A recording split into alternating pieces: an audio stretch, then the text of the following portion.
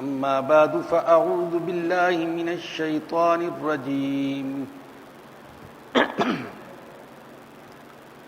بسم الله الرحمن الرحيم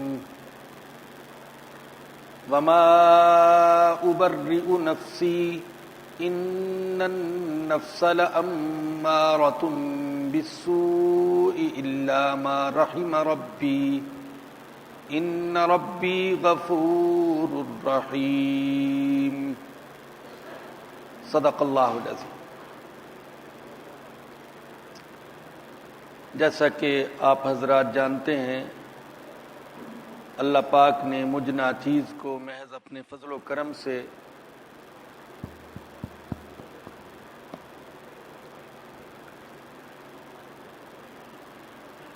گزشتہ دنوں حرمین شریفین کا سفر کرنے کی توفیق عطا فرمائی۔ اس سفر کی وجہ سے سوا مہینے تک درس قرآن کا سلسلہ رکا رہا۔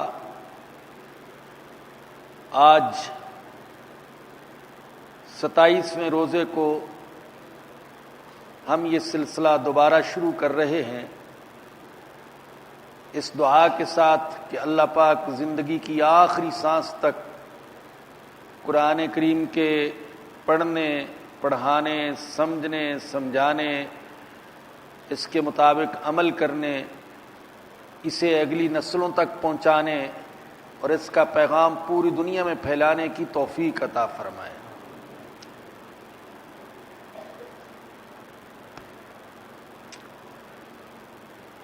اب کچھ شک بھی ہے کہ کون سی آیت کریمہ پر درس کا سلسلہ رکا تھا،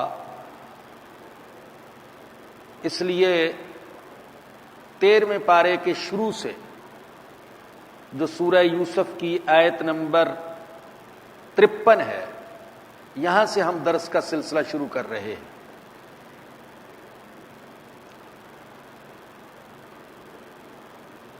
سیدنا یوسف علیہ السلام کا قصہ اس صورت میں تفصیل کے ساتھ بیان کیا گیا ہے۔ جب زلیخا کے غلط الزام کی وجہ سے حضرت یوسف علیہ السلام کو جیل میں ڈال دیا گیا اور پھر وہ کئی سال تک جیل میں رہے،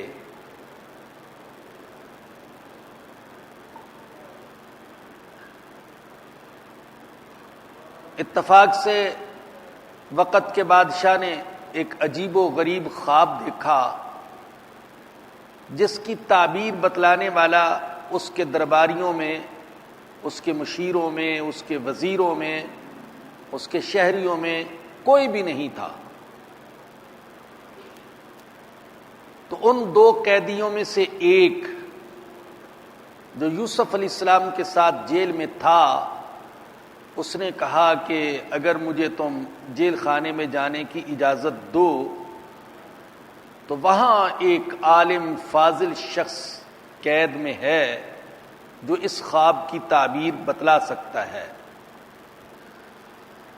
اور اس نے حضرت یوسف علیہ السلام کے بڑے کمالات اور فضائل اور اعلیٰ اخلاق بادشاہ کے سامنے بیان کیے، جس کی وجہ سے بادشاہ کے دل میں یوسف علیہ السلام کی ملاقات کا بڑا شوق پیدا ہو گیا، بلکہ اسی وقت اس نے اپنے دل میں ارادہ کر لیا کہ میں یوسف علیہ السلام کو اپنے مقربین میں شامل کر لوں،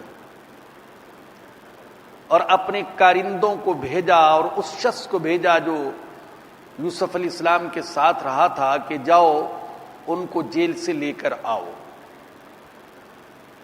جب رہائی کا پیغام پہنچا تو یوسف علیہ السلام نے اس وقت تک جیل سے نکلنے سے انکار کر دیا جب تک کہ ان پر جو الزام لگایا گیا تھا اس کی تحقیق نہ ہو جائے۔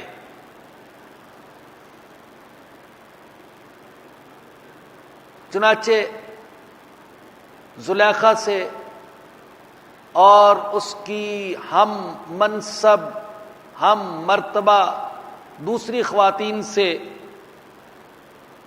پوچھا گیا کہ تم نے یوسف کو کیسا پایا تھا؟ ان سب نے گواہی دی کہ یوسف پاک دامن ہے، ہماری شرارت تھی، ورنہ یوسف علیہ السلام کی طرف سے کوئی نازیبا حرکت نہیں ہوئی۔ اب چونکہ ہلکا سا شبہ ہوتا تھا کہ اللہ کا نبی کیا اپنے آپ کو بہت بڑی چیز سمجھتا ہے، اپنے آپ کو پاک صاف قرار دیتا ہے کہ مجھ سے کوئی غلطی بھی نہیں ہو سکتی؟ حالانکہ اس میں کوئی شک نہیں کہ انبیاء کرام علیہ السلام معصوم ہوتے ہیں، غلطی سے پاک ہوتے ہیں، مگر یہ تو ہمارا عقیدہ ہے۔ خود اللہ کے نبی کا اپنے بارے میں یہ خیال ہے کہ میں بھی انسان ہوں، مجھ سے بھی کوئی غلطی ہو سکتی ہے اگر اللہ کا فضل نہ ہو۔ تو چونکہ یہ ایک اشکال سا پیدا ہوتا تھا، اشتباہ ہوتا تھا کہ کیا اللہ کے نبی کو اپنے تقوی پر گھمنڈ ہے؟ اللہ اکبر۔ تو اس لیے وضاحت کی، یہ جو آپ کے سامنے پہلی آیت ہے 13ویں پارے کی، وضاحت کی یوسف علیہ السلام نے، فرمایا وما ابرئ نفسی، میں اپنے نفس کو پاک قرار نہیں دیتا، میں اپنے آپ کو کوئی بڑی چیز نہیں سمجھتا، مجھے اپنے زہد و تقوی پر، اپنی پاکیزگی پر گھمنڈ نہیں ہے۔ جیسے نفس تمہارے ساتھ ہے، نفس میرے ساتھ بھی ہے، شہوت تمہارے ساتھ ہے، شہوت میرے ساتھ بھی ہے، نفسانی تقاضے تمہارے ساتھ ہیں، نفسانی تقاضے میرے ساتھ بھی ہیں، عورت کی طرف میلان تمہارے اندر ہے، میرے اندر بھی ہے، میں اپنے آپ کو پاک قرار نہیں دیتا، میرے ساتھ نفس لگا ہوا ہے۔ ان النفس لامارۃ بالسوء، اور نفس تو ایسی چیز ہے جو برائی کی ترغیب دیتا ہے، برائی کی طرف بلاتا ہے، برائی پر انسان کو آمادہ کرتا ہے۔ تو میں نفس کی طرف سے مطمئن نہیں ہوں، اور کسی کو بھی نفس کی طرف سے کبھی مطمئن نہیں ہونا چاہیے۔ جو مطمئن ہو گیا وہ تو مارا گیا۔ ہمارے آقا حضرت محمد الرسول اللہ صلی اللہ علیہ وسلم نے ایک دفعہ صحابہ اکرام سے سوال کیا، اس دوست کے بارے میں تمہاری کیا رائے ہے کہ اگر تم اس کی عزت کرو، اس کو کھلاؤ پلاؤ، اس کا خیال رکھو تو وہ تمہیں بدی کی طرف بلاتا ہے، اور اگر تم اس کو ذلیل کرو، اس کو دباؤ تو پھر تمہیں نیکی کی طرف بلاتا ہے۔ اس دوست کے بارے میں تمہاری کیا رائے ہے؟ صحابہ نے عرض کیا یہ تو بدترین دوست ہے۔ تو نبی اکرم صلی اللہ علیہ وسلم نے فرمایا کہ یہ دوست تمہارے نفس ہیں جو تمہارے ساتھ لگے ہوئے ہیں، اگر تم نفس کے ہر تقاضے کو پورا کرو گے تو یہ نفس تو تمہیں برائی کی طرف لے جائے گا، اور اگر نفس کے ناجائز تقاضوں کو دباؤ گے تو یہ تمہیں نیکی کی طرف لے جائے گا۔ ایک حدیث میں آتا ہے نبی اکرم صلی اللہ علیہ وسلم نے فرمایا کہ ہر انسان کے ساتھ شیطان ہے جو اس کو برائی کی طرف بلاتا ہے۔ صحابہ نے عرض کیا یا رسول اللہ کیا آپ کے ساتھ بھی شیطان ہے؟ اللہ اکبر۔ فرمایا کہ ہاں میرے ساتھ بھی شیطان ہے، لیکن میرے ساتھ جو شیطان ہے وہ میرے تابع ہو چکا ہے، اب اس کا مجھ پر داؤ نہیں چلتا ہے۔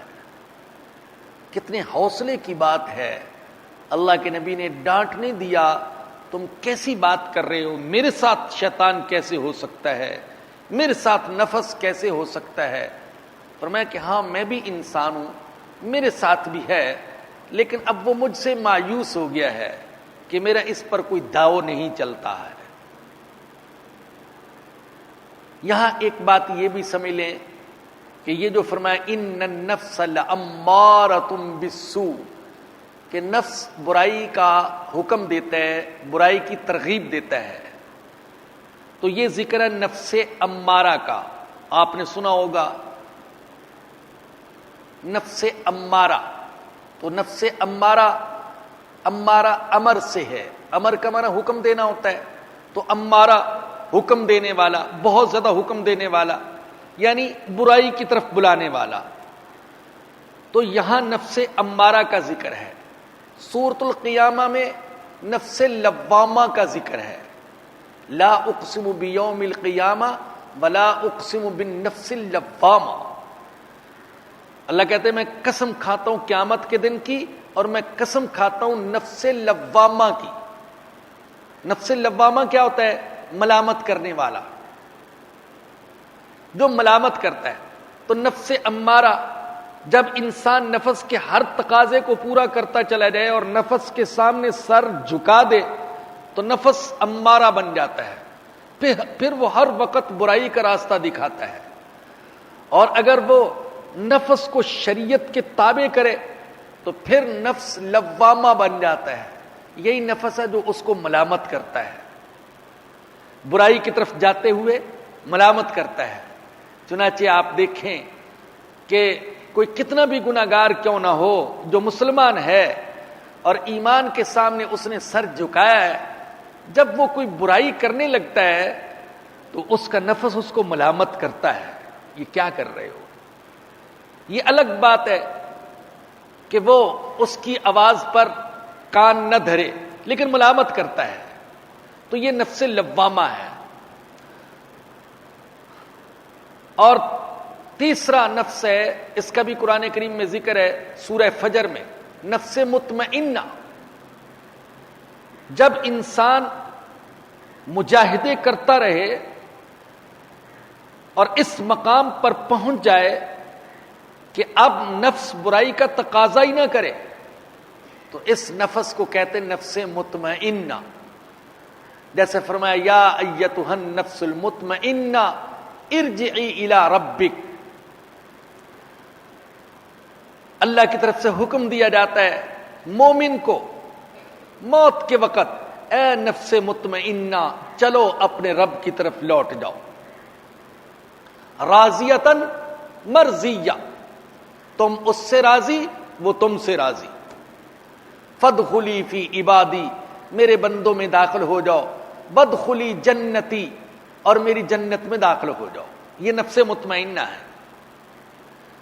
نفس مطمئنہ کے حوالے سے ایک واقعہ یاد آیا، خواجہ بہاء الدین زکریہ رحمت اللہ علیہ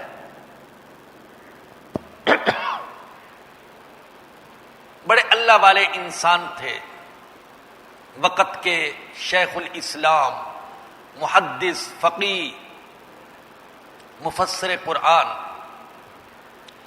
لمبی زندگی پائی اور ساری زندگی دین کی دعوت میں گزاری۔ آخر عمر میں بیمار ہو گئے، موت کا وقت جب قریب آیا، اندر اپنے کمرے میں لیٹے ہوئے تھے، ان کا صاحبزادہ باہر کھڑا تھا کہ ایک اجنبی شخص آیا اور اس نے ایک پرچی دی کہ جاؤ اپنے والد کی خدمت میں پیش کر دو۔ گئے اپنے والد کی خدمت میں، وہ پرچی پیش کر دی۔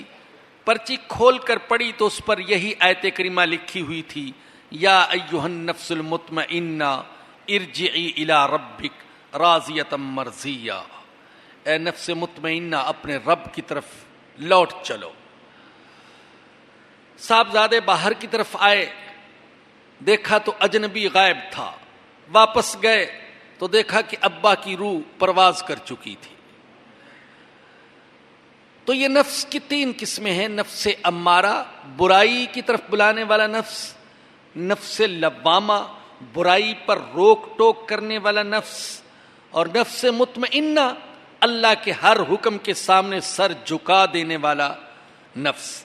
اللہ پاک ہمیں نفس مطمئنہ عطا فرمائے۔ تو حضرت یوسف علیہ السلام نے فرمایا وما ابرئ نفسی، لوگو میں اپنے نفس کو پاک نہیں کہتا، ان النفس لامارۃ بالسوء، بے شک نفس برائی کا حکم دینے والا ہے، الا ما رحم ربی، مگر جس پر میرا رب رحم کرے، جسے رب بچا لے نفس کے شر سے وہ بچ جاتا ہے، وگرنہ کوئی نفس کے شر سے بچ نہیں سکتا۔ ان ربی غفور الرحیم، بے شک میرا رب بخشنے والا ہے، رحم کرنے والا ہے، وہ غفور بھی ہے وہ رحیم بھی ہے۔ غفور ہونے کا تقاضا یہ ہے کہ وہ توبہ کرنے والوں کو معاف کر دیتا ہے،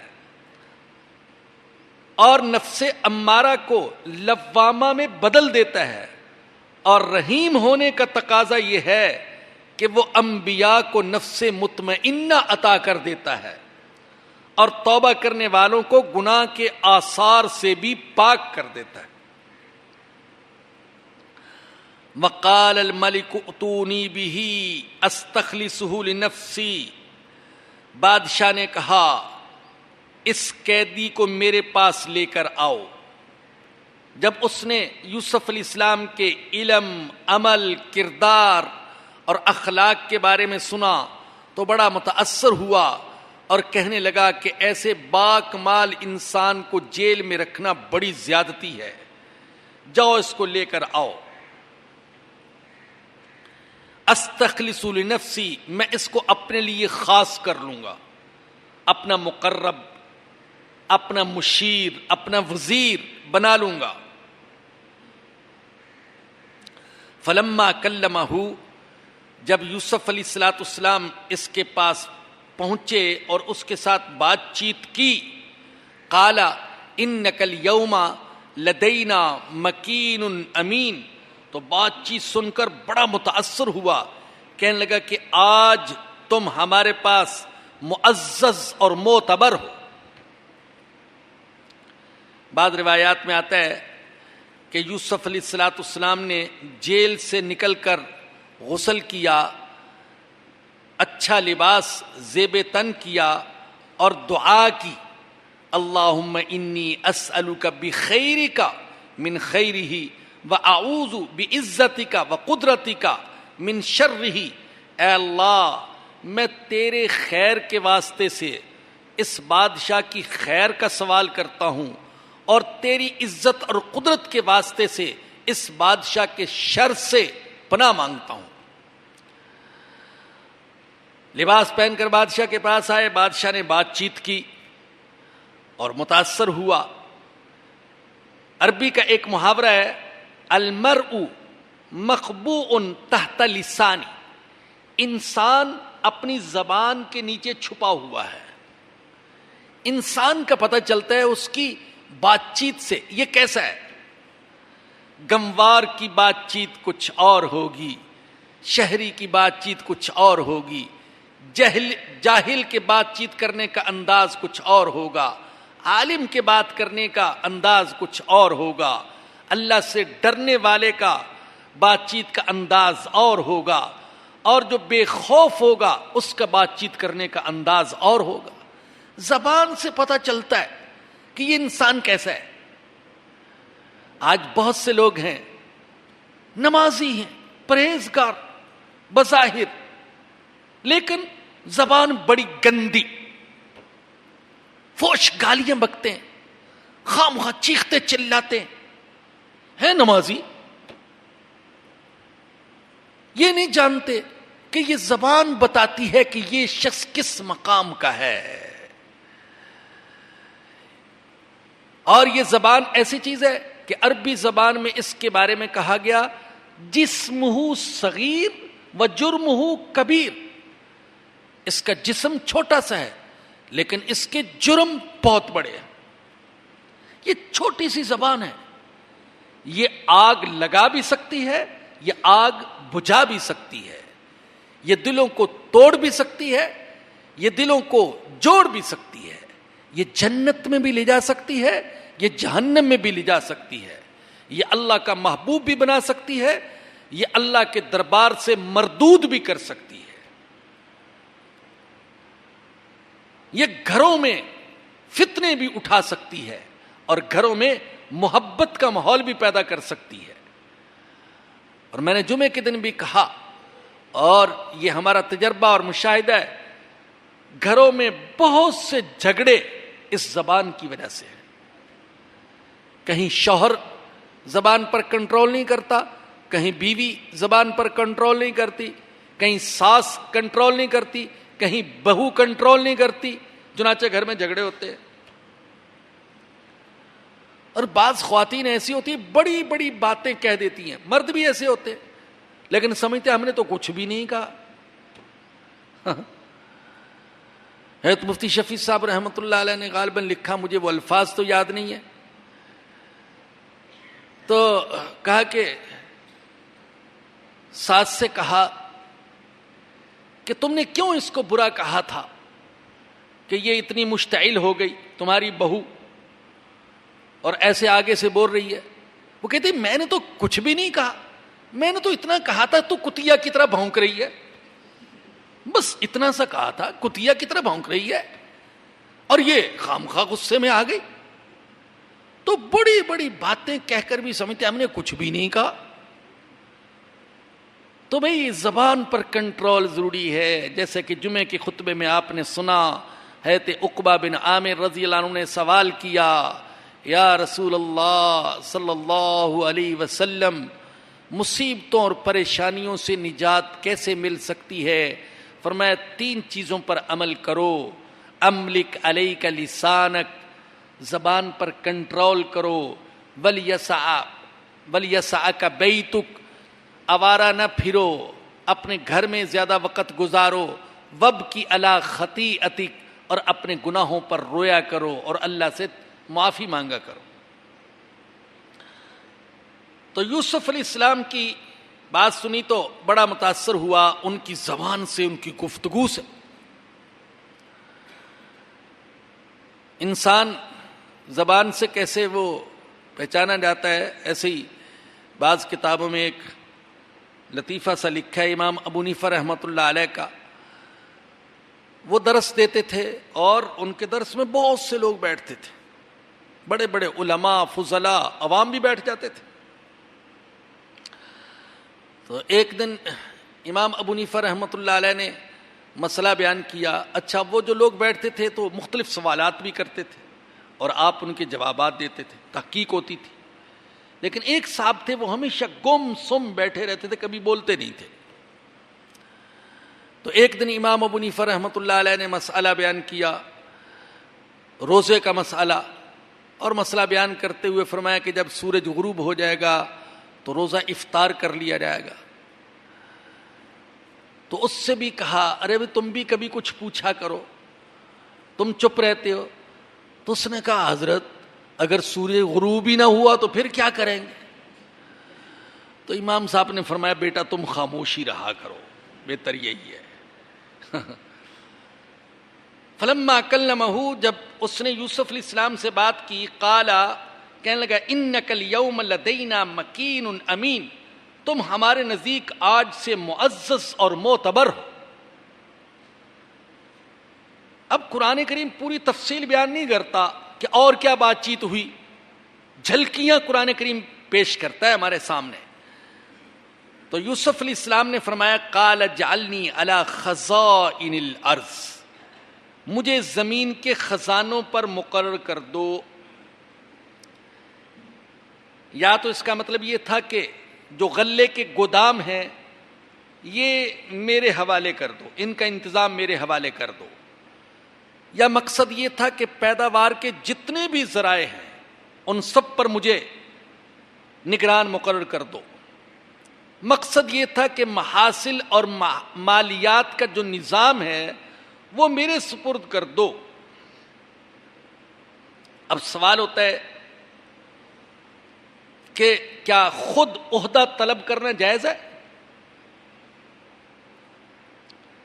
جبکہ حدیث میں آتا ہے کہ نبی اکرم صلی اللہ علیہ وسلم نے فرمایا حضرت عبد الرحمن بن سمرہ سے لا تسأل الامارہ، کبھی عہدہ طلب نہ کرنا. ایک حدیث میں آتا ہے جس سے عہدہ زبردستی دیا جائے تو اللہ کی طرف سے اس عہدے کے تقاضے پورے کرنے کے لیے اس کی مدد کی جاتی ہے، اور جو عہدہ خود طلب کرے، زبردستی حاصل کرے جوڑ توڑ کے ذریعے سے، تو پھر ایسا ہے جیسے اس کو کسی چھری کے ساتھ ذبح کیا جا رہا ہے، چھری کے حوالے کر دیا گیا ہے. تو منع کیا گیا کہ تم کوئی عہدہ نہ مانگو، جیسا کہ ہمارے دور میں لوگ خود عہدے مانگتے ہیں. یہ جو ہمارے الیکشن ہوتے ہیں بظاہر جس میں عوام انتخاب کرتے ہیں، تو ہر ایک خود عہدہ مانگتا ہے، اور بہت سے امیدوار ایسے ہیں کہ اپنی تعریف میں خود ہی پوسٹر چھپواتے ہیں، ظاہر ہے اکثر ایسے ہی ہیں، خود ہی بینر لگواتے ہیں، اور جس میں اپنے آپ کو لکھا گیا ہوتا ہے کہ دیانتدار، سچا، وفادار، محب وطن. اللہ اکبر. گویا کہ جو صفت اس کے اندر نہیں پائی جاتی وہ اس کے اندر لکھی ہوتی ہے اور خود لکھی ہوتی ہے. اور ساتھ یہ بھی لکھتے ہیں کہ علاقے کے عوام کے پرزور اصرار پر وہ کھڑے ہوئے ہیں، وگرنہ ان کا الیکشن میں کھڑا ہونے کا کوئی ارادہ نہیں تھا. علاقے کے عوام نے بڑا اصرار کیا ہے کہ آپ کے بغیر علاقے کے عوام کے مسائل حل نہیں ہو سکتے. سب جھوٹ. اب علاقے کے عوام تو اس کے شر سے پناہ مانگتے ہیں، یا اللہ اس بدماش کے شر سے بچا لے، اور وہ کہتے ہیں علاقے کے عوام نے پرزور اصرار کیا ہے کہ میں ان کا امیدوار بنوں، تو خود عہدے مانگتے ہیں، جوڑ توڑ کرتے. یہ جتنے ہمارے ہیں عہدوں پر سب جوڑ توڑ والے، چکر باز قسم کے فراڈی ہے. تو جب اللہ کے نبی نے منع فرمایا کہ عہدہ نہ مانگو، تو یوسف علیہ السلام نے عہدہ کیوں مانگا؟ تو اس کا جواب یہ ہے کہ یہ ممانعت ان لوگوں کے لیے ہے جو عہدہ مانگے ذاتی مفاد کے لیے، یا جن کے اندر عہدے کے تقاضے پورے کرنے کی صلاحیت ہی نہ ہو. جیسے ہمارے ہیں صلاحیت ہی نہیں ہے سرے سے، اور ان کے لیے ممانعت ہے کہ جن سے بہتر لوگ موجود ہوں تو انہیں عہدہ نہیں مانگنا چاہیے. مگر یوسف علیہ الصلوۃ والسلام معصوم تھے، اللہ کے نبی تھے، وہ جانتے تھے کہ اس وقت ملک کے اندر کرپشن ہے، لوٹ مار ہے، ہر طرف داغدار لوگ ہیں، اور اللہ پاک نے مجھے یہ موقع دیا ہے کہ میں عوام کے دکھ درد کو دور کر سکتا ہوں. اللہ نے مجھے وہ صلاحیتیں عطا کی ہیں جن کے ذریعے سے میں وزارت خزانہ کے تقاضے پورے کر سکتا ہوں. اس لیے انہوں نے عہدہ طلب کیا، اور حالات نے ثابت کر دیا کہ واقعی یوسف علیہ السلام کا اس عہدے پر فائز ہونا وہ بالکل صحیح تھا، اور یہ عہدہ آپ کی شان کے مناسب تھا. تو فرمایا کہ اجعلنی علی خزائن الارض، مجھے زمین کے خزانوں پر مقرر کر دو. انی حفیظ علیم، میں حفاظت بھی کر سکتا ہوں، میں علم بھی رکھتا ہوں. گویا کہ میرے اندر دونوں صلاحیتیں ہیں، دیانت بھی ہے، علم اور مہارت بھی ہے، ذہانت بھی ہے اور مہارت بھی ہے. اور یہ دو چیزیں بہت کم جمع ہوتی ہیں. اللہ اکبر. ذہین ہو اور مہارت بھی ہو، بہت کم ایسا ہوتا ہے. بہت سے ہیں ذہین ہیں لیکن ان کے اندر دیانت کی صفت نہیں ہے. بہت سے ہیں بڑے صوفی قسم کے لوگ ہیں، دیانتدار ہیں، لیکن ان کے اندر مہارت نہیں ہے، اس عہدے کے تقاضوں کو پورا نہیں کر سکتے. لیکن اللہ پاک نے یوسف علیہ الصلوۃ والسلام کو یہ دونوں صلاحیتیں عطا فرمائی تھیں. اچھا، یہاں سے یہ بھی ثابت ہوا کہ فاسق اور فاجر بلکہ کافر کی حکومت میں ملازمت کرنا یہ جائز ہے. بادشاہ تو کافر تھا اور یوسف علیہ الصلوۃ والسلام اس کی حکومت میں ایک عہدہ لے رہے ہیں، تو کافر کی حکومت میں ملازمت کرنا جائز ہے، جیسے پوری دنیا کے مسلمان کر رہے ہیں. کوئی امریکہ میں جا کر کرتا ہے، کوئی برطانیہ میں، کوئی ہندوستان میں بہت سے مسلمان کر رہے ہیں. تو کافر کی حکومت میں ملازمت لینا یہ جائز ہے۔ دوسری بات اس سے یہ ثابت ہوئی کہ تجارت اور حکومت اور ملازمت یہ ولایت اور نبوت کے ساتھ جمع ہو سکتے ہیں۔ یہ نہیں ہے کہ ہم کہیں کہ جو ولی ہے وہ تجارت نہیں کر سکتا، یا جو ولی ہے وہ ملازمت نہیں کر سکتا، یا یوں کہہ لیں کہ جو ملازم ہے وہ ولی نہیں ہو سکتا۔ نہیں بھائی، ایسا ہو سکتا ہے ملازمت بھی کرتا ہو اللہ کا ولی بھی ہو، محنت مزدوری کرتا ہو اللہ کا ولی ہو۔ یوسف علیہ السلام تو اللہ کے نبی تھے اور تجارت بھی کر رہے اور ملازمت بھی کر رہے۔ آگے فرمایا کہ وَكَذَلِكَ مَكَّنَّا لِيُوسُفَ فِي الْأَرْضِ، اسی طریقے سے یوسف کو ہم نے ملک مصر میں با اختیار بنا دیا، جیسے ہم نے جیل سے آزادی عطا کی اور کل کا قیدی آج کا مالک بن گیا، اسی طریقے سے یوسف کو ہم نے ملک مصر میں با اختیار بنا دیا۔ یتبوأ منہا حیث یشاء، وہ جہاں چاہتے تھے رہتے تھے، اس لیے کہ با اختیار تھے، پورے ملک کے دورے کرتے تھے، کبھی ادھر جا رہے ہیں کبھی ادھر جا رہے ہیں۔ نصیب برحمتنا من نشاء، ہم جس پر چاہتے ہیں اپنی رحمت متوجہ کر دیتے ہیں۔ اللہ اکبر، جس پر چاہتے ہیں اپنی رحمت متوجہ کر دیتے ہیں۔ کل کا قیدی، کل کا ایک گمنام شخص آج ملک کا سب سے نامور شخص بنا ہوا ہے اور سب سے با اختیار شخص بنا ہوا ہے۔ اللہ نے فضل کر دیا۔ کسی کے دل میں خیال آ سکتا تھا کہ کیا یہ اللہ ایسے ہی کر دیتا ہے جس کو چاہے، چاہے صلاحیت ہو یا نہ ہو؟ فرمایا کہ وَلَا نُضِيعُ أَجْرَ الْمُحْسِنِينَ، ہم احسان کرنے والوں کا اجر ضائع نہیں کرتے۔ جو احسان کے ساتھ زندگی گزارے گا آخر کار اللہ پاک عزت اسی کو عطا فرمائے۔ یوسف علیہ السلام کو ایسی نہیں مل گئی یہ عزت، بلکہ انہوں نے احسان کے ساتھ زندگی گزاری۔ اور جان لیجئے بھائیو، احسان کے 3 بڑے مفہوم ہیں۔ احسان کا ایک مفہوم تو یہ ہے کہ ہر وقت اللہ سامنے رہے، اللہ کے اقتدار کو، اللہ کے اختیار کو، اللہ کی ذات کو سامنے رکھ کر زندگی گزارنا، ایک احسان یہ ہے۔ دوسرا احسان یہ ہے ہر عمل کو اچھے طریقے سے کرنا، یہ بھی احسان ہے۔ اور تیسرا احسان دوسروں کے ساتھ نیکی کرنا۔ یہ 3 بڑے مفہوم ہیں احسان کے، اور ظاہر ہے کہ یوسف علیہ السلام کے اندر تو یہ تینوں قسم کا احسان پایا جاتا تھا۔ وہ اللہ کو ہر وقت دیکھتے تھے، اللہ کا مشاہدہ کرتے تھے، یہ بھی احسان تھا ان کے اندر، اور وہ لوگوں کے ساتھ نیکی کرتے تھے، یہ بھی احسان تھا، اور جو عمل کرتے تھے وہ اچھے طریقے سے کرتے تھے۔ وَلَأَجْرُ الْآخِرَةِ خَيْرٌ لِّلَّذِينَ آمَنُوا وَكَانُوا يَتَّقُونَ، اور آخرت کا اجر بہتر ہے ان لوگوں کے لیے جو ایمان لائے اور جو تقوی اختیار کرتے ہیں۔ اس آیت کریمہ سے 2 حقیقتیں ثابت ہوئی۔ ایک یہ کہ یہ جو دنیا میں اللہ پاک نے عزت دی اور اقتدار دیا، تو اللہ کہہ رہے ہیں یہ یوسف علیہ السلام کے تقوی کا، ان کے ایمان کا، ان کے صبر و استقامت کا پورا معاوضہ نہیں تھا، اصل معاوضہ تو آخرت میں ملے گا۔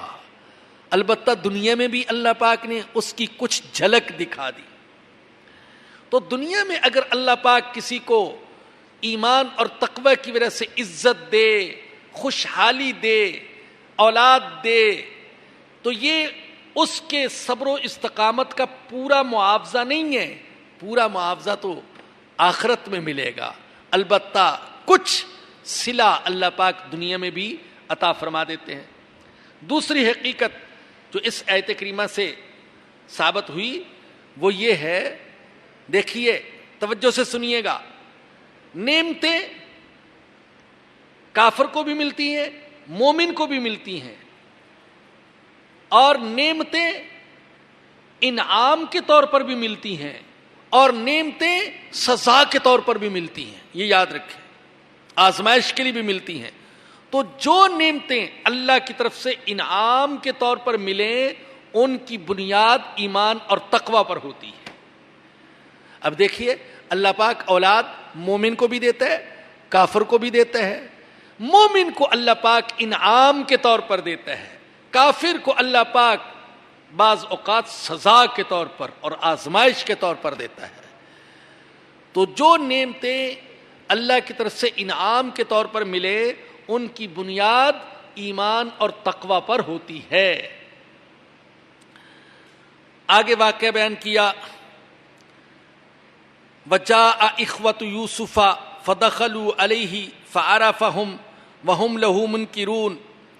تفسیر ابن کثیر میں ہے کہ جب یوسف علیہ السلام نے وزارت خزانہ کا چارج لیا تو ابتدائی 7 سال بڑی خوشحالی رہی، زمین نے خوب پیداوار دی۔ پھر قحط شروع ہو گیا، 7 سال تک قحط رہا، مصر میں بھی اور مصر کے اطراف میں بھی۔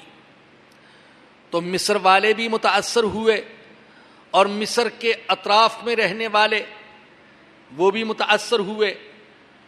تو حضرت یعقوب علیہ السلام کنعان میں رہتے تھے تو کنعان میں بھی قحط پڑا اور لوگ بھوک سے پریشان ہو گئے۔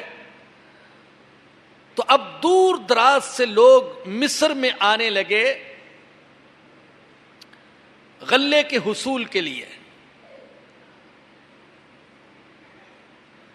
تو حضرت یوسف علیہ السلام بڑی احتیاط سے لوگوں کے درمیان غلہ تقسیم کرتے تھے۔ آپ نے راشن بندی کا نظام بنا دیا جس کے تحت ہر آنے والے کو 1 اونٹ کے بوجھ کے برابر غلہ دیا جاتا تھا، اور 1 اونٹ پر جو غلہ آتا تھا آج کے حساب سے یوں سمجھے کہ 5 من سے کچھ زائد ہوتا تھا۔ تو دوسرے جیسے لوگ آئے غلہ حاصل کرنے کے لیے تو اسی طریقے سے برادران یوسف بھی آئے۔ جب وہ 10 کے 10 بھائی آئے تو یوسف علیہ السلام نے ان کو فوراً پہچان لیا، اس لیے کہ یوسف علیہ السلام جب ان سے جدا ہوئے تھے تو وہ جوانی کی حدود میں داخل ہو چکے تھے، اور جوانی کی حدود میں داخل ہونے کے بعد انسان کے چہرے مہرے اور نقش میں اور صورت میں بہت کم تبدیلی آتی ہے۔ تو آپ نے تو ان کو پہچان لیا۔ ایک تو وہ 1 بھائی نہیں تھا، 2 نہیں تھے، 3 نہیں تھے، پورے 10 بھائی، اور جانتے تھے یوسف علیہ السلام میرے یہ بھائی ہے، 10 کے 10، اور 11ویں کو چھوڑا ہے بنیامین کو۔ لیکن وہ یوسف علیہ السلام کو نہیں پہچان سکے، اس لیے کہ یوسف علیہ السلام اپنے بھائیوں سے جب جدا ہوئے تھے تو بچے تھے اور اب بھرپور جوان ہو چکے تھے۔ ایک تو ویسے ہی بچپن سے انسان جوانی میں جاتا ہے تو کچھ نہ کچھ چہرے میں تبدیلی آ جاتی ہے، تو کچھ نقوش بدلے ہوئے تھے۔ پھر وہ بھائی تو سوچ بھی نہیں سکتے تھے کہ ہم نے اپنے جس بھائی کو کنویں میں پھینکا تھا یا جسے ہم نے تاجروں کے ہاتھ فروخت کیا تھا وہ آج مصر کا صاحب اقتدار صاحب اختیار انسان بن سکتا ہے، یہ تو ان کے خیال میں بھی نہیں تھا، اس لیے وہ نہیں پہچان سکے۔ چنانچہ اللہ فرماتے ہیں وجاء اخوۃ یوسف، اور یوسف کے بھائی آئے، فدخلوا علیہ، یوسف علیہ السلام کے پاس داخل ہوئے، فعرفہم، اور یوسف علیہ السلام نے ان کو پہچان لیا، وہم لہ منکرون، لیکن وہ یوسف کو نہ پہچان سکے۔ ولما جہزہم بجہازہم، جب لے جانے کے لیے یوسف علیہ السلام نے ان کے لیے غلہ تیار کروا دیا، قال اتونی باخ لکم من ابیکم، تو ان سے کہا اپنے سوتیلے بھائی بنیامین کو بھی لے کر آنا۔ اب جب یوسف علیہ السلام نے ان کو غلہ دے دیا تو انہوں نے کہا ہوگا کہ ہمارے والد اور ہمارا ایک بھائی گھر میں ہے، ان کا غلہ بھی دے دے۔ تو یوسف علیہ السلام نے کہا کہ تمہارے جو والد ہیں وہ چونکہ بوڑھے اور ضعیف ہیں، نہیں آ سکتے، ان کا غلہ تو دے دیتا ہوں، لیکن بھائی کا غلہ نہیں دوں گا جب تک کہ وہ خود یہاں نہ آئے۔ میرا قاعدہ یہی ہے کہ صحت مند آدمی کو خود حاضر ہونا پڑتا ہے، تب اس کا غلہ دیا جاتا ہے۔ ہاں، خواتین کا حصہ اور بوڑھوں کا اور کمزوروں کا اور معذوروں کا حصہ گھر میں بیٹھے ہی دے دیا جاتا ہے۔ تو والد کا حصہ تو دے دیا، لیکن بھائی کا حصہ دینے سے انکار کر دیا، نہیں دوں گا جب تک اس کو لے کر نہ ہو۔ اور آگے ان کو ترغیب دینے کے لیے کہا، الا ترون انی اوفی الکیل وانا خیر المنزلین، کیا دیکھتے نہیں ہو کہ میں غلہ بھی پورا دیتا ہوں اور میزبانی بھی خوب کرتا ہوں۔ جتنے دن رہے یوسف علیہ السلام نے ان کی خوب میزبانی کی۔ ایک تو ویسے ہی اللہ کے نبی سخی ہوتے ہیں، مہمان نواز ہوتے ہیں، اور یہ تو ان کے بھائی تھے، بھائی ہونے کی حیثیت سے ان کا حق تھا۔ تو یوسف علیہ السلام نے ان کا بڑا خیال کیا۔ ہمارے گویا کہ محاورے کے مطابق صبح شام بریانی اور قورمے اور کھیر اور حلوے خوب چلائے، خوب کھلایا ان کو۔ اور اب جاتے ہوئے کہا، دیکھا میں غلہ بھی پورا دیتا ہوں اور مہمان نوازی بھی خوب کرتا ہوں۔ یہاں پھر وہی سوال ہوتا ہے، کیا اپنی تعریف کر سکتے ہیں؟ ہے تو یوسف علیہ السلام تو اپنی تعریف کر رہے ہیں، دیکھو میں کتنا مہمان نواز ہوں، تو اپنی تعریف کی جا سکتی ہے؟ اللہ اکبر، کیسی نزاکتیں ہیں! یہ جو اشکال اٹھتے ہیں یہ اسی لیے تو اٹھتے ہیں کہ اپنی تعریف کرنا جائز نہیں ہے، اللہ نے منع کیا، فلا تزکوا انفسکم، لوگو اپنی تعریفیں نہ کیا کرو، میں بڑا متقی ہوں، میں بڑا پرہیزگار ہوں، میں بڑا حاجی ہوں، میں بڑا نمازی ہوں، بڑا صوفی ہوں، اپنی تعریفیں نہ کیا کرو۔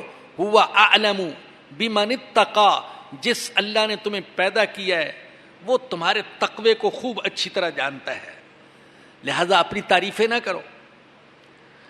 تو سوال ہوا کہ کیا تعریف کر سکتے؟ تو بات یہ ہے کہ کسی مصلحت کی وجہ سے اپنی تعریف کرنا یہ جائز ہے۔ اب ہم کسی کے ساتھ کاروبار کرتے ہیں اور ہمیشہ وقت پر ادائیگی کرتے ہیں اور کبھی وعدہ خلافی نہیں کرتے، تو ہم اس کو کہہ سکتے ہیں کہ دیکھو بھائی 10-20 سال سے تم میرے ساتھ کاروبار کر رہے ہو، اللہ کے فضل و کرم سے میں کبھی بھی وعدہ خلافی نہیں کرتا، میں سچ بولتا ہوں، میں ملاوٹ نہیں کرتا، تو مصلحت کی بنا پر اپنی تعریف کی جا سکتی ہے۔ تو حضرت یوسف علیہ السلام نے بھی کئی مصلحتوں کی بنا پر اپنی تعریف کی تاکہ ان کے دل میں آپ کی محبت پیدا ہو جائے اور وہ اپنے بھائی کو لے کر آئیں، بنیامین کو آپ کے پاس لے کر آئیں۔ اور دوسری بات یہ ہے کہ یوسف علیہ السلام جو کچھ کر رہے تھے یہ اللہ کے حکم سے کر رہے تھے، ہر کام اللہ کے حکم سے تھا، اس لیے کہ آپ اللہ کے نبی تھے۔ اور آگے کہہ دیا فَإِن لَّمْ تَأْتُونِي بِهِ، اگر تم بنیامین کو لے کر نہ آئے، فَلَا كَيْلَ لَكُمْ عِندِي، تو تمہیں بھی میرے ہاں سے کوئی غلہ نہیں ملے گا، وَلَا تَقْرَبُونَ، اور میرے قریب پھٹکنے کی بھی اجازت نہیں ہوگی، پھر نہیں آنا اگر بنیامین کو لے کر نہ آئے۔ کہنے لگے قَالُوا سَنُرَاوِدُ عَنْهُ أَبَاهُ، ہم بنیامین کے بارے میں اس کے باپ کو راضی کرنے کی کوشش کریں گے۔ جانتے تھے ایک دفعہ اپنے ابا کو دکھ پہنچا چکے ہیں، اب جب دوبارہ درخواست کریں گے کہ اس بھائی کو بھی ہمارے ساتھ بھیجیں تو پتہ نہیں ابا ہم پر اعتماد کریں یا کہ نہ کریں۔ جیسے کہتے چور کی داڑھی میں تنکا، تو اپنی حرکتیں تو جانتے تھے، اس لیے کہنے لگے کوشش کریں گے، پکا وعدہ نہیں کیا، ہاں ضرور لے کر آئیں گے، کوشش کریں گے۔ لیکن آگے کہا وَإِنَّا لَفَاعِلُونَ، اور بے شک ہم کر کے رہیں گے، کوشش ضرور کریں گے، اور امید ہے کہ اپنی کوشش میں ہم کامیاب بھی ہو جائیں گے۔ گویا کہ ہمیں تو کوئی اعتراض نہیں ہے بھائی کو لانے پر، لیکن ابا کے بہرحال کچھ تحفظات ہیں تو ہم ان کو بھی راضی کرنے کی کوشش کریں گے۔ یہاں اشکال ہوتا ہے کہ حضرت یعقوب علیہ السلام اپنے بیٹے کی جدائی کے غم میں ہر وقت تڑپتے، روتے، پریشان رہتے تھے، اور اتنا روئے کہ قرآن کہتا ہے ان کی بینائی ہی جاتی رہی۔ یوسف علیہ السلام اللہ کے نبی ہیں، والدین کے حقوق کو بھی جانتے ہیں، اور اس وقت ایسے مقام پر ہیں کہ آپ کو یہ اختیار حاصل ہے کہ اپنے والدین کو اپنے پاس بلا لیں، مگر نہ تو ملاقات کے لیے خود گئے، نہ والدین کو اپنے پاس بلایا، اور نہ ہی ان کو پیغام بھیجا کہ میں زندہ ہوں۔ اس میں کیا حکمت ہے؟ اللہ اکبر! کم از کم اتنا تو کرتے کہ والدین کو اطلاع کر دیتے کہ میں زندہ ہوں، ان کو تسلی آ جاتی، یا خود حاضر ہوتے، یا ان کو ملاقات کے لیے بلا لیتے۔ بلکہ الٹا یہ کیا کہ دوسرے بھائی کو بھی اپنے پاس بلا لیا، اس کو بھی لے آؤ۔ تو یہ تو گویا کہ اپنے والد کو اور زیادہ دکھ دیا۔ اللہ اکبر! تو علماء نے اس اشکال کا جواب یہ دیا ہے کہ اللہ نے منع کر رکھا تھا، یوسف ابھی نہیں، ابھی پردہ پڑا رہنے دو۔ اور اللہ کے نبی وہی کرتے ہیں جو اللہ کا حکم ہوتا ہے، اپنے جذبات کو اللہ کے حکم کے سامنے دبا جاتے ہیں۔ جیسے یعقوب علیہ السلام بیٹے کی ملاقات کے لیے تڑپ رہے تھے، یقیناً یوسف علیہ السلام بھی تڑپ رہے ہوں گے، لیکن اللہ کی طرف سے حکم ہے کہ نہیں، یوسف ابھی نہیں۔ اندازہ کیجئے اللہ کے نبیوں کو، اللہ کے بندوں کو اپنے جذبات پر کتنا کنٹرول ہے۔ دل چاہتا ہے اڑ کر چلا جاؤں، اپنے والد کی آنکھیں ٹھنڈی کر دوں اور اپنا دل بھی ٹھنڈا کر لوں، لیکن اللہ کی طرف سے اجازت نہیں، ابھی نہیں ملنا، ابھی رک جاؤ۔ اللہ نے کیوں منع کیا؟ اللہ نے کیوں منع کیا؟ تو اس کا جواب یہ ہے کہ اس میں بہت ساری حکمتیں ہوں گی۔ ایک بڑی حکمت یہ ہے کہ اللہ پاک نے یوسف اسلام کی وجہ سے یعقوب علیہ السلام کو جس امتحان میں ڈالا تھا، اللہ اس امتحان کی تکمیل کرنا چاہتے تھے، تاکہ یہ امتحان اپنی انتہا تک پہنچ جائے۔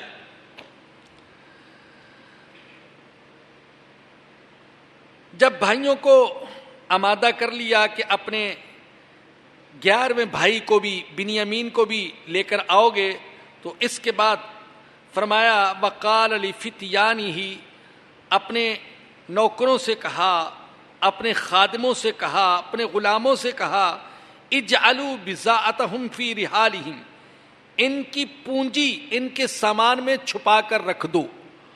یہ غلہ خریدنے کے لیے جو پونجی لے کر آئے ہیں، وہ پونجی ان کے سامان میں چھپا کر رکھ دو۔ یہاں ایک بات سن لیجئے، قرآن نے لفظ استعمال کیا بضاعہ، اور عربی زبان میں بضاعہ یہ مال تجارت کے معنی میں آتا ہے،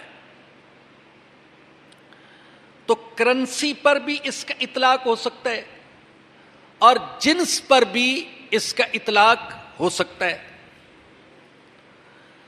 تاریخ کی تحقیق سے اور مطالعے سے یہ ثابت ہوا کہ اس زمانے میں، یوسف علیہ السلام کے زمانے میں، مصر میں ابھی کرنسی کا رواج نہیں تھا، بلکہ جنس کا تبادلہ جنس کے ساتھ ہوتا تھا۔ گندم کا تبادلہ باجرے کے ساتھ، باجرے کا تبادلہ چاول کے ساتھ، یا آٹے کا تبادلہ سونے کے ساتھ یا چاندی کے ساتھ، یوں تبادلے ہوتے تھے۔ کرنسی ابھی تک وجود میں نہیں آئی تھی۔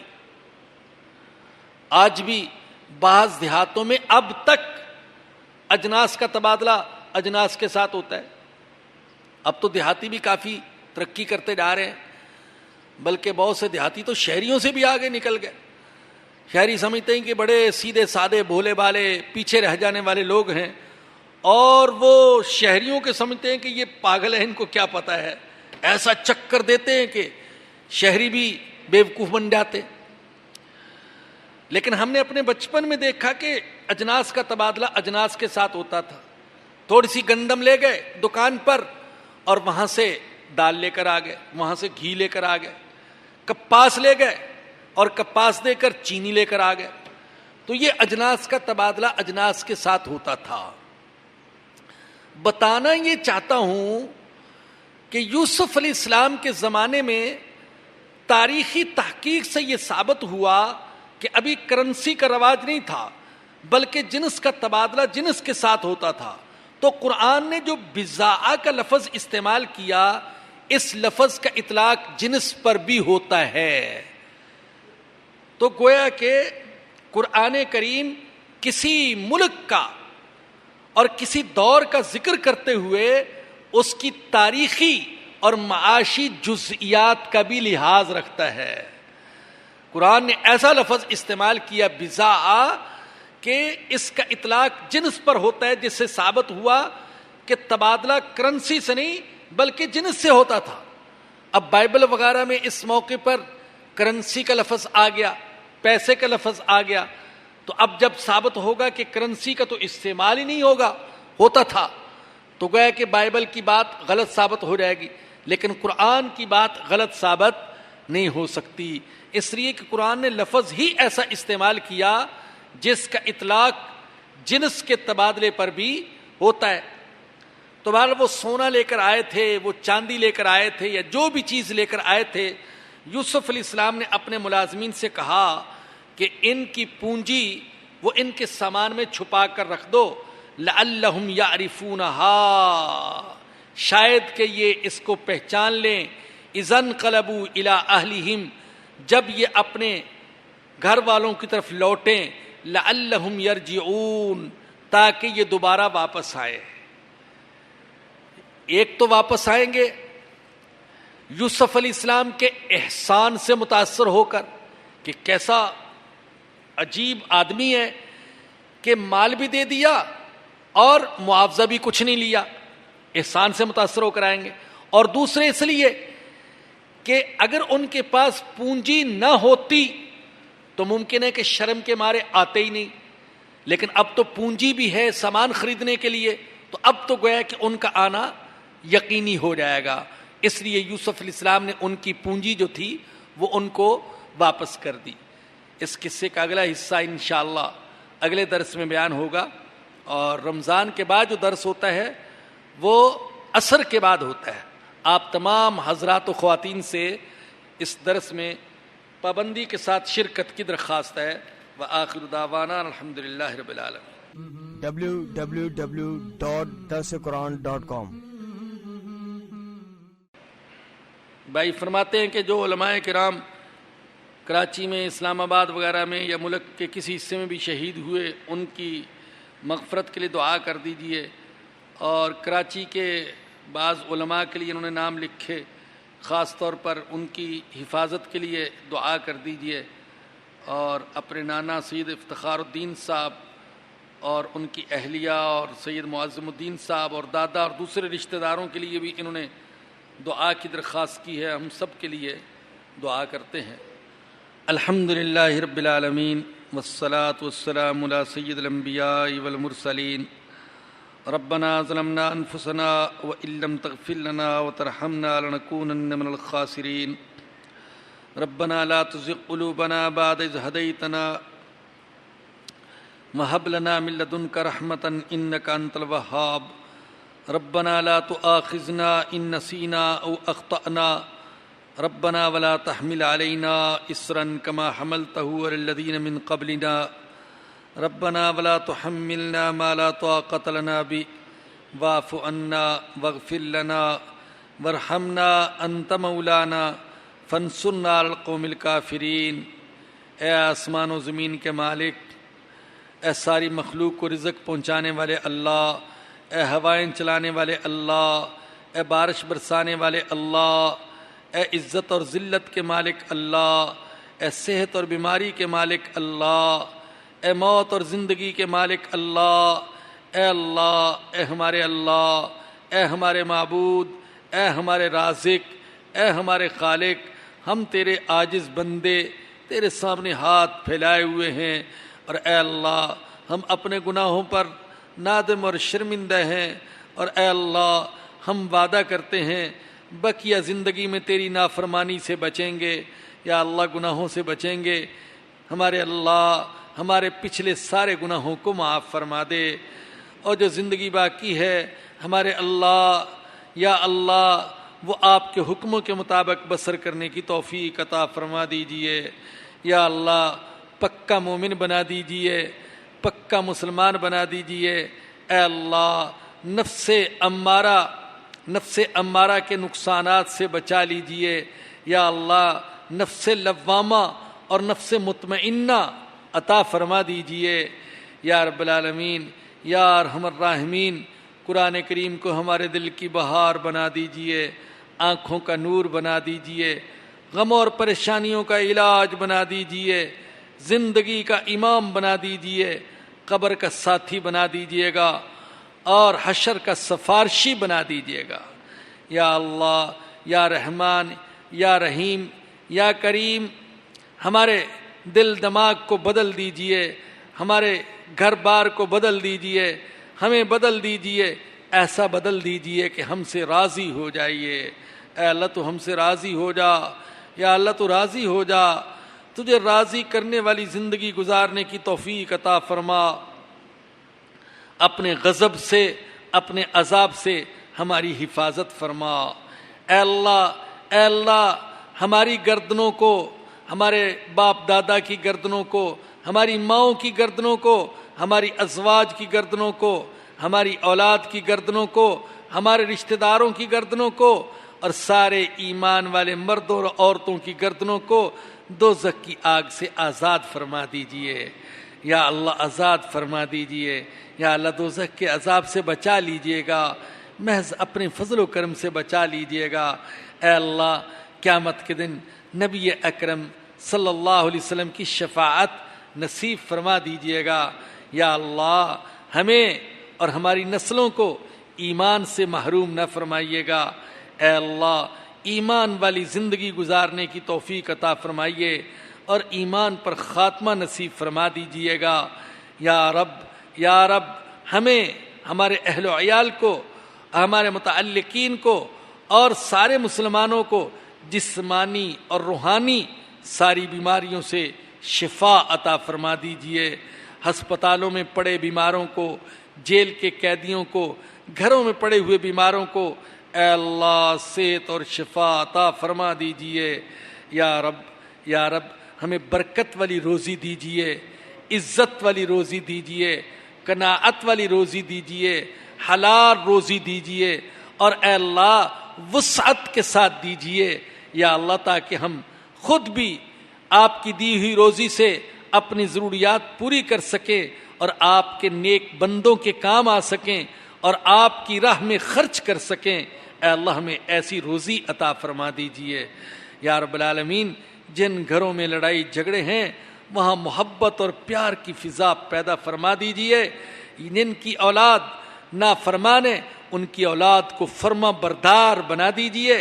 جو بے روزگار ہیں ان کو روزگار عطا فرما دیجئے، جو بے اولاد ہیں انہیں نیک اولاد عطا فرما دیجئے، جو مقروض ہیں ان کو قرض سے خلاصی عطا فرما دیجئے، جو دنیا سے ہمارے عزیز رشتہ دار یا غیر رشتہ دار جا چکے ان سب کی مغفرت فرما دیجئے، ان کے گناہوں کو معاف فرما دیجئے، ان کی نیکیوں کو قبول فرما لیجئے۔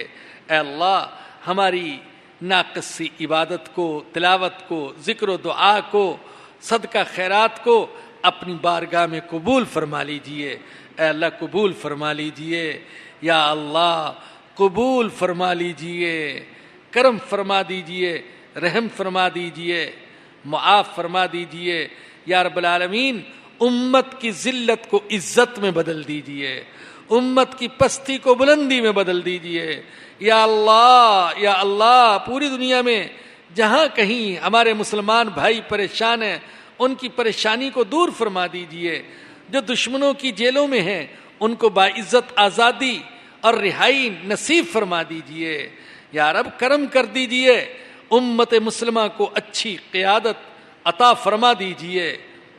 یا رب العالمین، یا ارحم الراحمین، جس طریقے سے آپ نے ماہ مبارک میں ہمیں نیک اعمال کی توفیق دی، بقیہ 11 مہینے بھی اسی طریقے سے گزارنے کی توفیق عطا فرما دیجئے۔ یا اللہ، یا رحمان، یا کریم، آپ کو آپ کے سارے ناموں کا واسطہ اے اللہ ہمیں دنیا سے ایمان کے بغیر نہ لے جانا۔ یا اللہ ہمیں خاتمہ بالایمان اور خاتمہ بالقرآن نصیب فرما دینا۔ یا رب العالمین، یا ارحم الراحمین، اس مسجد کو توبہ کا، اشاعت قرآن کا، خدمت انسان کا عظیم مرکز بنا دیجیے۔ اللہ آپ کرم کر دیجئے۔ یا اللہ یقیناً ہمارے اندر صلاحیت نہیں ہے، ہم کمزوروں سے کچھ کام لے لیجئے۔ یا اللہ ہم سے بھی اپنے دین کا کچھ کام لے لیجئے۔ اللہ کچھ لے لیجئے، جیسے آپ نے انبیاء سے، صحابہ سے، اولیاء سے اپنے دین کا کام لیا، میرے اللہ ہم سے بھی لے لیجئے۔ یا اللہ ہم اپنے آپ کو، اپنی اولاد کو جیسی بھی ہے یا اللہ آپ کی خدمت میں پیش کرتے ہیں، آپ کے دین کی خدمت کے لیے پیش کرتے ہیں۔ یا اللہ ہمارے اس جذبے کو قبول فرما لیجئے، ہماری اولادوں کو دین کی خدمت کی توفیق دے دیجئے۔ یا اللہ آپ توفیق دے دیجئے، کرم فرما دیجئے، رحم فرما دیجئے، معاف فرما دیجئے۔ یا اللہ جو والدین اپنی نوجوان اولاد کے رشتوں کے سلسلے میں پریشان ہیں، ان کی پریشانی کو دور فرما دیجئے۔ یا رب جن بھائیوں نے یہ دعاؤں کی درخواست کی ہے اور جن کے لیے درخواست کی ہے، یا اللہ ان سب کی مغفرت فرمائیے اور ان کو حفاظت والی زندگی اور ایمان والی زندگی عطا فرمائیے۔ یا اللہ جو کچھ مانگا وہ بھی عطا فرما، جو نہ مانگ سکے اور ہمارے دین اور دنیا کے لیے بہتر ہے وہ بھی عطا فرما۔ میرے اللہ اس ملک کی، اس شہر کی حفاظت فرمائیے۔ یا اللہ حفاظت فرمائیے۔ یا اللہ ہماری اس دعا کو قبول کر لیجئے، ہمیں امن عطا فرما دیجئے۔ یا اللہ ہمارے اہل و عیال کی، ہمارے رشتہ داروں کی اور سارے مسلمانوں کی حفاظت فرمائیے۔ اے اللہ حفاظت فرمائیے نفس کے شر سے، شیطان کے شر سے، چوروں سے، ڈاکوؤں سے، دشمنوں سے، حاسدوں سے، غلیظ قسم کے مخالفوں سے، کافروں سے، اے اللہ ظالموں سے ہماری حفاظت فرمائیے۔ اے اللہ حفاظت فرمائیے گا، ہمارا کوئی بھی محافظ نہیں ہے میرے اللہ، آپ کے سوا کوئی بھی نہیں ہے میرے اللہ، آپ ہماری حفاظت فرمائیے، آپ حفاظت فرمائیے۔ ہم بے سہارا ہیں میرے اللہ آپ جانتے ہیں ہمارا تو کوئی بھی نہیں آپ کے سوا میرے اللہ، کوئی بھی نہیں، نہ رشتہ داروں میں ہے نہ غیر رشتہ داروں میں ہے میرے اللہ، کوئی بھی نہیں، آپ کے سوا کوئی نہیں۔ آپ کی عزت کی قسم، آپ کے جلال کی قسم میرے اللہ، آپ کے علم و سما کی قسم، میرا اور ہمارا آپ کے سوا کوئی نہیں ہے۔ یا اللہ صرف آپ پر نظر ہے، یا اللہ صرف آپ پر نظر ہے۔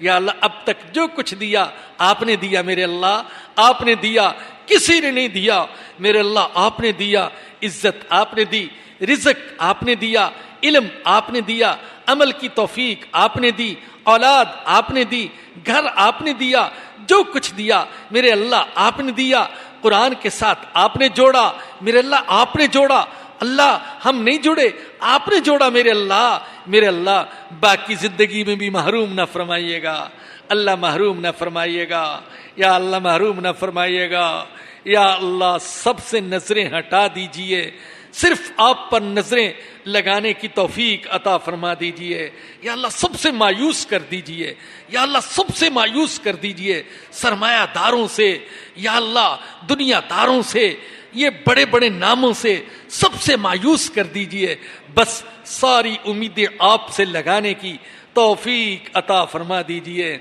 میرے اللہ۔ تو اپنی رحمت سے مایوس نہ کرنا اے اللہ، سب سے مایوس کر دے، تو اپنی رحمت سے مایوس نہ کرنا اللہ، تو اپنی رحمت سے مایوس نہ کرنا میرے اللہ، تو اپنی رحمت سے مایوس نہ کرنا میرے اللہ، محروم نہ کرنا میرے اللہ۔ پتہ نہیں آپ نے اس ماہ مبارک میں کتنوں کو نوازا ہوگا میرے اللہ ہم کو بھی نواز دے، اے اللہ تو ہم کو بھی نواز دے، آپ کے خزانے میں کیا کمی آئے گی میرے اللہ، ہم کو بھی نواز دے یا اللہ۔ ہماری دنیا بھی بنا دیجئے، ہماری آخرت بھی بنا دیجئے میرے اللہ، دنیا کی ذلت اور رسوائی سے بھی بچا لیجئے، آخرت کی ذلت اور رسوائی سے بھی بچا لیجئے گا یا اللہ، آپ بچا لیجئے گا یا اللہ۔ ان کے شر سے بچا لیجئے جو ہمیں ذلیل کرنا چاہتے ہیں، اے اللہ آپ بچا لیجئے، آپ حفاظت فرمائیے، اپنی پناہ میں لے لیجئے یا اللہ۔ دنیا اور آخرت کی ذلت اور رسوائی سے بچا لیجئے اللہ بچا لیجئے یا اللہ، رسوا نہ فرمائیے گا یا اللہ، قیامت کے دن ہمیں رسوا نہ فرمائیے گا یا اللہ۔ سرے عام ساری مخلوق کے سامنے، سارے رشتہ داروں کے سامنے، سب کے سامنے قیامت کے دن ہمیں رسوا نہ فرمائیے گا یا اللہ یا اللہ یا اللہ۔ ہمارے آقا، ہمارے محبوب حضرت محمد الرسول اللہ صلی اللہ علیہ وسلم کے سامنے ہمیں رسوا نہ فرمائیے گا اللہ رسوا نہ فرمائیے گا اللہ قیامت کی ذلت و رسوائی سے بچا لیجئے گا اللہ قیامت کے دن کی ذلت و رسوائی سے بچا لیجئے گا یا اللہ، آپ بچا لیجئے گا، قیامت کے عذاب سے بچا لیجئے گا، دوزخ کے شعلوں سے بچا لیجئے گا اللہ، کرم فرما دیجئے گا اللہ، رحم فرما دیجئے گا اللہ، ہمارے گناہوں پر پردہ ڈال دیجئے گا اللہ، رسوائی سے بچا لیجئے گا یا رب کرم فرما دیجئے، رحم فرما دیجئے، معاف فرما دیجئے یا اللہ۔ ہمارے گھروں میں محبت اور پیار کا ماحول پیدا فرما دیجئے یا اللہ، ہمیں نیک بنا دیجئے، ہماری اولاد کو نیک بنا دیجئے یا اللہ، ہماری ٹوٹی پھوٹی دعائیں قبول فرما لیجئے یا اللہ۔ ہمیں تو مانگنے کا سلیقہ بھی نہیں آتا میرے اللہ، سلیقہ نہیں آتا، آپ اس سلیقہ عطا فرما دیجئے یا اللہ، ہماری دعائیں قبول فرما لیجئے۔ ہم تو نقل اتارنے والے ہیں میرے اللہ، ہم تو تیرے حبیب کی نقل اتارنے والے ہیں، ہماری نقل کو اصل بنا دیجئے یا اللہ، اصل بنا دیجئے میرے اللہ یا اللہ۔ زندگی کی آخری سانس تک قرآن کی خدمت میں لگا کے رکھیے گا میرے اللہ یا اللہ۔ خدمت کا طریقہ بھی نہیں آتا یا اللہ، بولنے کا سلیقہ بھی نہیں آتا یا اللہ، مگر تمنا ہے یا اللہ، جذبہ ہے، زندگی کی آخری سانس تک قرآن کے درس و تدریس میں لگے رہیں یا رب۔ ہماری اس درخواست کو قبول فرما لیجئے یا اللہ، قبول فرما لیجئے یا رب العالمین یا ارحم الراحمین۔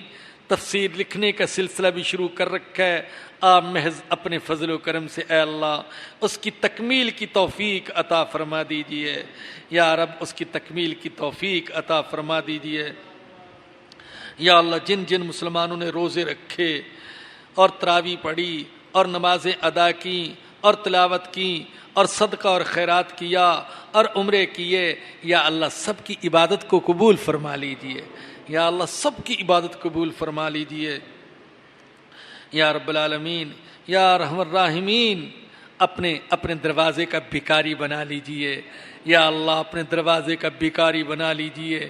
ہر چھوٹی بڑی ضرورت آپ سے مانگنے کی توفیق عطا فرما دیجئے یا اللہ یا اللہ۔